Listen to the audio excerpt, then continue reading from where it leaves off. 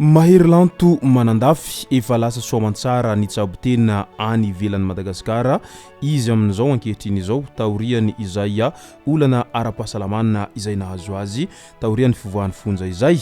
ka ny pitsopitsony mahakasika an'izay ny fakafakena amintsika atao anatin'ity vidéo ity ka manasantsika rehetra anaraka an'ity vidéo ity hatramin'ny farany.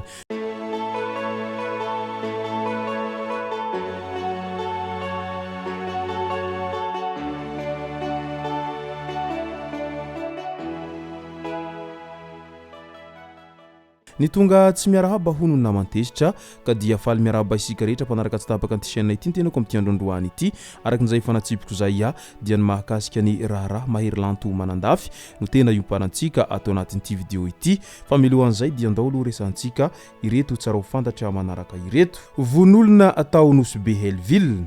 olona fito no efa voasambotra mahakasika raha von'olona izay nitranga tao Nosbe Helville ny volana janoary 2024 lasa teo iny.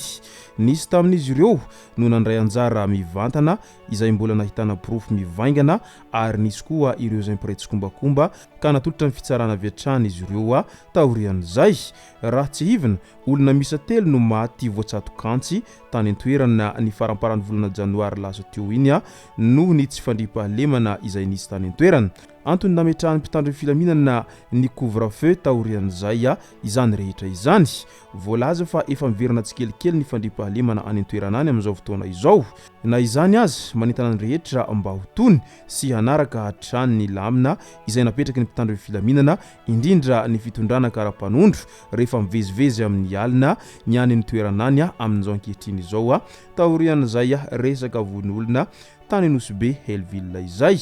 Midika izany fa tsy misy rariny ho an'ny mpanao ratsy zany raha mbola eto ambonin'ny tany. Androany ianao zay manao ratsy mety afaka hiebohebo sy hirehareha fa nahavita ratsy tamin'ny olona fa ny ratsy atao anefa nitadidio fa mivaly ratsy ihany io fa ny soa atao no levenam-bola. Mandry tsara indray mirongatra ny vaky fasana. Fasandrazana efatra farafahakeliny no vaky tao anaty distrikany Mandry tsara teo anelanelan'ny volana janoary sy febroary 2024 iny ary tamin'ny alakamisy 5 febroary nisehony tranga iray tao Ambodimotso fokotany maro ampoka raha toa ka efa nisy fasana lasibatra ihany koa ny talata talohan'izay tany Ambohimandroso tany. Hatreto voalaza fa mbola tsy misy ny fepetra raisiny manam-pahefana eny fotony ho fanampina ny vahoaka manoloana izao trangana vaky fasana izao ka dia manao antsoavy izy ireo mba handraisana fepetra manoloana an'ity resaka vaky fasana any Mandry tsara any fa tena lasa nirongatra izy ity tato ato zay araky ny voalazany izy ireo hatrany. Soandrariny Antsirabe lehilahy misa telo no voalaza fa nanataka kibona behivavy iray bevoka no nidoran'ny fokon'olona Velona. Nolazaina fa nototoy ny omby io vehivavy bevoka io izay maty mantsy rehefa avy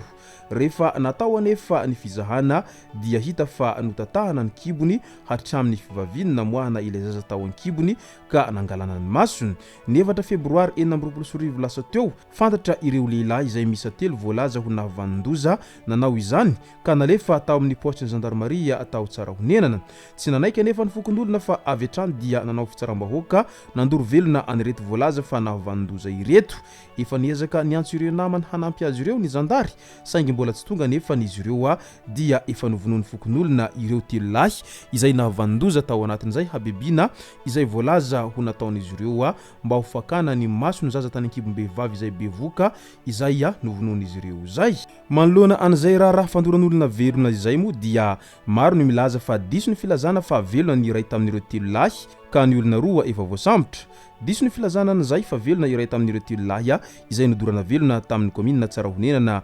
Sahanivotry distrikany Antsirabe faharoa raha tatitra azo veo anivony OMC ao amin'ny faritry ny vakina karatra trany. Fantatra izany taorian'ny fanadihadiana izay nataon'ireo mpitandro filaminana teny fotony teny. Fantatra ihany koa fa tsy bevoka ilay tovavy izay nodimandry nolazaina fa noesorina ny masony zaza tao an-kibony. Voamariny mpitsabo kosa fa notatahana tamin'ny zava-maranitra ny kibony ka tonga hatramin'ny feany.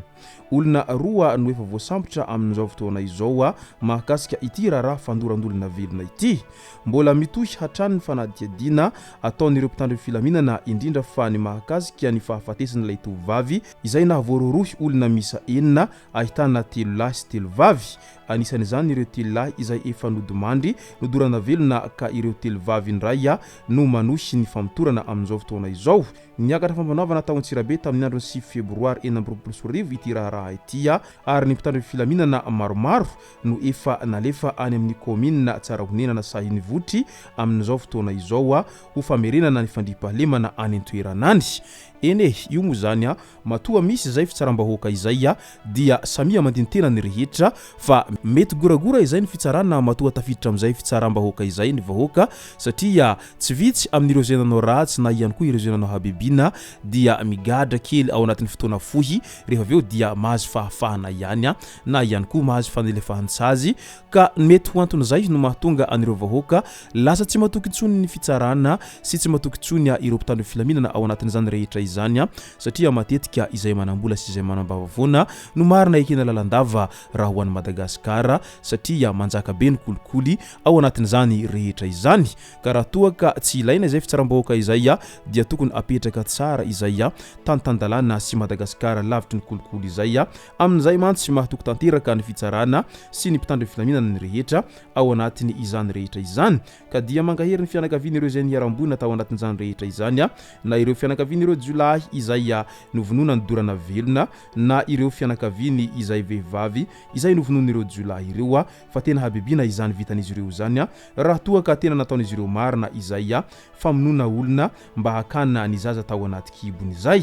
Andao amin'izay ho resantsika ny mahakasika an'ity raharaha Manandafy ity izay fantatra mazava tsara fa tena tsy salama ny lehilahy ary mila fitsaboana farakin'izay haingana. Nandray-tanana ny fitsaboana azy ny fitondram-panjakana izay tariny filoha Colonel Mikael Ranirina sy ny gouvernemanta raha ny nambaran'izy ireo manoloana an'ity raharaha Mahery Lanto Manandafy izay nandalo tsy fahasalamana nanomboka ny fivoahan'ny fonja taorian'ireny raharaha izay nahavoatsirengotra azy nandritra ireny fitondrana teo aloha ireny tena tondra takaitra noho izay hetraketraky ny fitondrana teo aloha izay mo ity olom-pirenena malagasy izay isan'ny mahery fo nanositra ny fitondrana teo aloha ireny nefa dia tsy maintsy nogadraina sy nanaovana izay rehetra azo natao tany amponjatany ka nahatondra azy nitondra takaitra amin'izao tsy fahasalamana izay nitarika azy tsy maintsy nalefa notsaboina any ampitandranomasina any mba hitadiavam-baholana amin'izay fahasalamana izay satria raha nihita mantsy nandritra ireny tolom-bahoaka sy ny fandresena tamin'ny tolona ireny dia tsy dia tafahetsika loatra ny tanan'ity Manandafy ity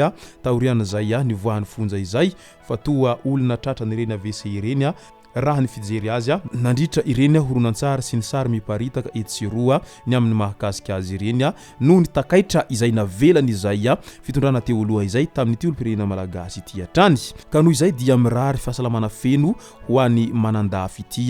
amin'izao fitsaboan-tenany any ivelan'ny Madagasikara izao ainganeo salama soamantsara izy miverina avy any ka hanohy an'izay adimafy sy ny fitiavan-tanindrazana izay efa nasehony hatramin'izay ka mandraky tiany androany izay no masaka narosta ao anatin'ity video ity tompoko lasy tompoko vavy misoratsika rehetra nanaraka an'ity video ity hatramin'ny farany azadino ny milaiky ny video antsika ary tsarovatrany miabone amin'ny chaîne antsika mba ahafahanareo manaraka tsy tahapaka ny video zay lefa nay eto sanandro tompoko lasy tompoko vavy mankasitraka dia mirary soa.